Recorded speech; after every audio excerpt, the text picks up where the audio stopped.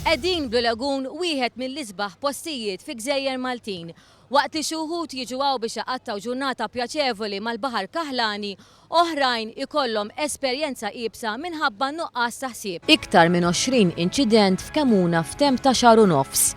Dan kontrarjament għal dak li ġara f'Malta hekk kif ma ġewx irrappurtati inċidenti, waqt li f'Għawdex kien hemm 3 inċidenti, wieħed id-Dwejra, ieħor f'Rasirreqqa u ieħor f'Marsalforn. Mit-12 ta' Ġunju l-Emergency Response and Rescue Corps li RRC bdew jagħtu servizz ta' lifeguards fil-bajja tal-Blue Lagoon. Ma' One News Etienne Mikallef spjega x-xogħol tal-Emergency Response and Rescue Corps li bħalissa tħaddan madwar 90 persuna kollha mħarġin fis-salvataġġ fil-baħar. Fl-ewwel ġimgħa ta' Settembru 3 Maltin se jmorru n-Norveġja għal taħriġ speċjalizzat.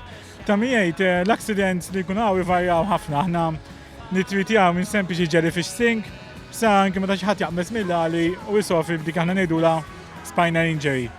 Sintendi dan il-kwistjoni ta' qbiż li dan l-aħħar kienet ħafna fil-medja hija minħabba qadwina nrax ngħidula aħna minħabba kwistjoni li xi ħadd juri fuq Facebook kemm hu bravu jaqbes. Waqt li l-maġġoranza jmorru fuq Kemuna biex igawdu l-baħar mill-isbaħ tal-Blue Lagoon, din il-gżira tfisser ukoll avventura żgħażagħ. Iżda minkejja li hemm avviżi li jafżaw periklu ta' korriment u anke mewt, sfortunatament dawn iż-żgħażagħ jaqbżu xorta waħda. Fil-fatt l-iktar li jweġġgħu huma żgħażagħ għax jissugraw iżjed mingħajr ma tgħaddilhom minn rashom il-periklu li jkunu qegħdin ipoġġu lilhom infushom fih.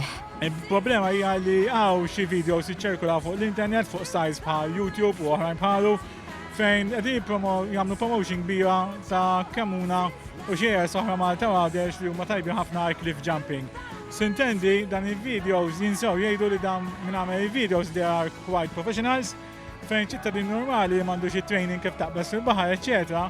Jekk inti taqbes minn ċertu għali u taqa' ħażin fil-baħar għandek chances ħafna li sofri injuries tal-ispina tad-dar. Dawn l-avviżi huma importanti u għandhom jitwaħħlu kull fejn hemm meħtieġa kif ukoll jgħinu biex iġibu lil dak li jkun konxju mill-periklu li jista' jġib ruħu fih jekk se jkun se jaqbes mill-għoli.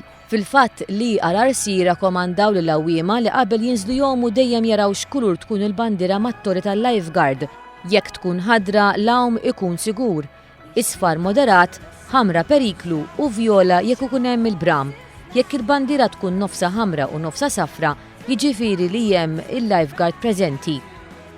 Is-servizz tal-lifeguard fil-Blue Lagoon f'Kemuna huwa possibbli permezz ta' appoġġ finanzjarju mill-Awtorità Maltija tat-Turiżmu bl-għajnuna tal-Ministeru għal Għawdex, Transport Malta, il-Pulizija, l-Armata u d-Dipartiment tal-Protezzjoni Ċivili.